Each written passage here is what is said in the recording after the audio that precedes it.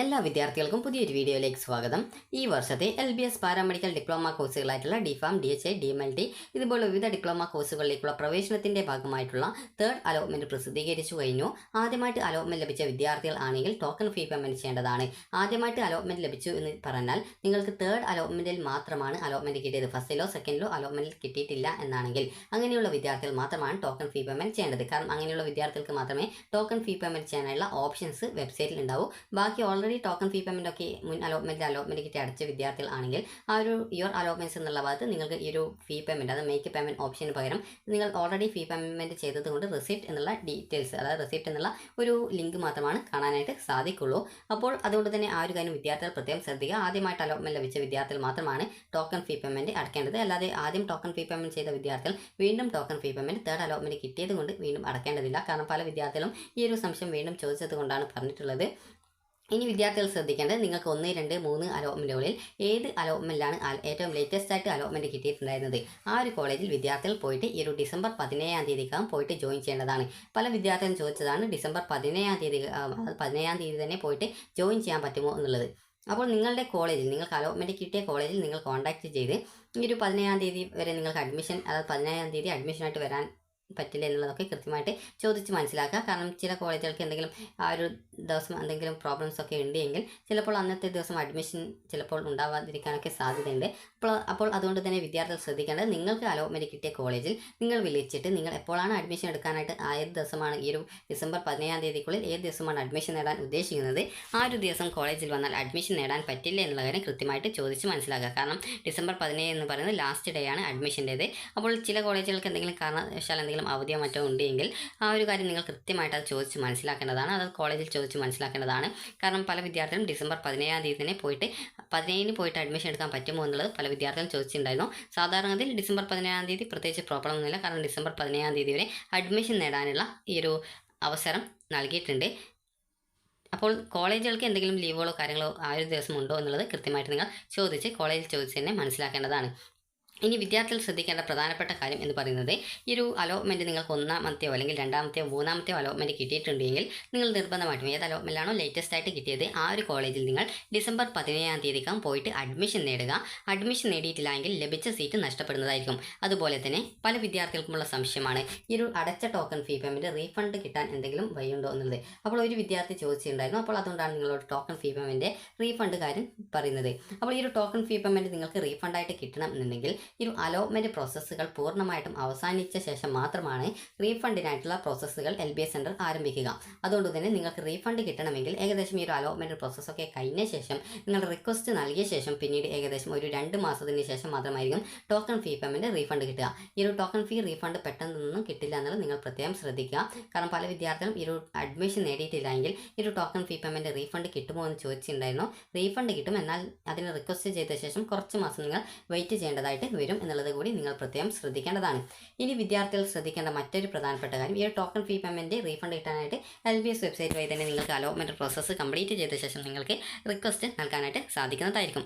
ഇനി വിദ്യാർത്ഥികൾ ശ്രദ്ധിക്കേണ്ടത് നിങ്ങൾക്ക് അലോട്ട്മെന്റ് കിട്ടിയിട്ടുണ്ടെങ്കിൽ നിങ്ങൾ ഡിസംബർ 16-ാം തീയതിക്കുള്ളിൽ ആദ്യമായിട്ടാണ് കിട്ടിയതെങ്കിൽ പോയിട്ട് ടോക്കൺ ഫീ പേയ്മെന്റ് LBS വഴി നിങ്ങൾ ഈ ഒരു അടക്കുക. ഓൾറെഡി ടോക്കൺ ഫീ പേയ്മെന്റ് ചെയ്ത വിദ്യാർത്ഥികൾ വീണ്ടും ഈ ഒരു ടോക്കൺ ഫീ പേയ്മെന്റ് അടക്കേണ്ടതില്ല. അതുപോലെ തന്നെ വിദ്യാർത്ഥികൾ ചോദിക്കുന്ന പ്രധാനപ്പെട്ട കാര്യമാണ് അഡ്മിഷന് വേണ്ട ഡോക്യുമെന്റ്സ്. അഡ്മിഷനായിട്ട് വേണ്ടത് നിങ്ങളുടെ SSLC സർട്ടിഫിക്കറ്റ്, അതുപോലെ തന്നെ +2 സർട്ടിഫിക്കറ്റ്, അതുപോലെ തന്നെ TC, അതുപോലെ തന്നെ കോൺടാക്റ്റ് സർട്ടിഫിക്കറ്റ് അതായത് സ്വഭാവ സർട്ടിഫിക്കറ്റ്, അതുപോലെ നിങ്ങൾക്ക് വല്ല റിസർവേഷൻ ഉണ്ടെങ്കിൽ ആ റിസർവേഷൻ ഡോക്യുമെൻറ്റ്സുകൾ, അതുപോലെ ടോക്കൺ ഫീ പേയ്മെൻറ്റ് ചെയ്തതിൻ്റെ റെസിപ്റ്റ്, അത് നിങ്ങൾ ഓൺലൈനായിട്ടാണെങ്കിൽ ആ ഒരു റെസിപ്റ്റ്, ബാങ്ക് വഴി ആണെങ്കിൽ ബാങ്ക് വഴി അടച്ചതിൻ്റെ ചലാൻ്റെ ഒരു ബാക്കി ഭാഗം ഉണ്ടാകും, അത് എടുക്കുക. ഇതിൽ ഏതെങ്കിലും നിങ്ങൾക്ക് അതായത് റെസിപ്റ്റ് ഓൺലൈനായിട്ട് വെബ്സൈറ്റിൽ നിന്ന് ഡൗൺലോഡ് ചെയ്തെടുക്കുന്നോ അല്ലെങ്കിൽ ആ ഒരു ചലാൻ്റെ ബാക്കി ഭാഗമോ നിങ്ങൾക്ക് അഡ്മിഷൻ ടൈമിൽ ഉപയോഗിക്കാവുന്നതാണ്. ഇനി അതുപോലെ തന്നെ നിങ്ങളുടെ SSLC സർട്ടിഫിക്കറ്റിൻ്റെ കോപ്പിയും വേണം, ഒറിജിനൽ വേണം. അതുപോലെ തന്നെ വിദ്യാർത്ഥികളുടെ 2 പാസ്പോർട്ട് സൈസ് ഫോട്ടോ ആവശ്യമാണ്. അതുപോലെ തന്നെ SC ST വിദ്യാർത്ഥികൾ ആണെങ്കിൽ കമ്മ്യൂണിറ്റി സർട്ടിഫിക്കറ്റ്, അതുപോലെ തന്നെ SCBSE OE OEC OBC വിഭാഗത്തിലുള്ള വിദ്യാർത്ഥികളാണെങ്കിൽ നോൺ ക്രിമിലിയർ സർട്ടിഫിക്കറ്റ്, അതുപോലെ തന്നെ നിങ്ങൾ EWS വിഭാഗത്തിലുള്ള വിദ്യാർത്ഥികളാണെങ്കിൽ EWS സർട്ടിഫിക്കറ്റ്, അതുപോലെ തന്നെ വിദ്യാർത്ഥികൾക്ക് ഫിസിക്കൽ ഫിറ്റ്നസ് സർട്ടിഫിക്കറ്റ്, അതുപോലെ തന്നെ ഹെപ്പറ്റൈറ്റിസ് ബിക്കെതിരെ എടുക്കുന്ന വാക്സിനേഷൻ സർട്ടിഫിക്കറ്റ്. ഒരു ഫിസിക്കൽ ഫിറ്റ്നസ് സർട്ടിഫിക്കറ്റും ഹെപ്പറ്റൈറ്റിസിനെതിരെ എടുക്കുന്ന വാക്സിനേഷൻ സർട്ടിഫിക്കറ്റും വിദ്യാർത്ഥികൾ അഡ്മിഷൻ സമയത്ത് നൽകേണ്ടതായിട്ടില്ല. കാരണം അധിക കോളേജും ഈ ഒരു കാര്യങ്ങൾ നിർബന്ധമാക്കാറില്ല. എന്നാൽ ചില കോളേജ് ഈ ഒരു വാക്സിനേഷൻ്റെയും അതുപോലെ തന്നെ ഈ ഒരു ഫിസിക്കൽ ഫിറ്റ്നസ് സർട്ടിഫിക്കറ്റും വേണം എന്ന് പറയാറുണ്ട്. അപ്പോൾ നിങ്ങൾക്ക് ആ ഒരു വാക്സിനേഷൻ ലഭ്യമല്ല എന്നാണെങ്കിൽ അത് കൃത്യമായിട്ട് കോളേജിനെ അറിയിച്ചു കഴിഞ്ഞാൽ നിങ്ങൾക്ക് ആ ഒരു വാക്സിനേഷൻ ഇല്ലാതെ തന്നെ, ആ ഒരു സർട്ടിഫിക്കറ്റ് ഇല്ലാതെ തന്നെ നിങ്ങൾക്ക് അഡ്മിഷൻ നേടുന്നതിൽ പ്രത്യേകിച്ച് പ്രോബ്ലം ഇല്ല. പിന്നീട് ക്ലാസ് തുടങ്ങുന്ന സമയത്ത് മാത്രം പിന്നീട് ആ ഒരു സർട്ടിഫിക്കറ്റ് നൽകിയാൽ മതിയാകും. അതുകൊണ്ട് തന്നെ അലോട്ട്മെന്റ് ലഭിച്ച വിദ്യാർത്ഥികൾ പോയിട്ട് അഡ്മിഷൻ നേടുക.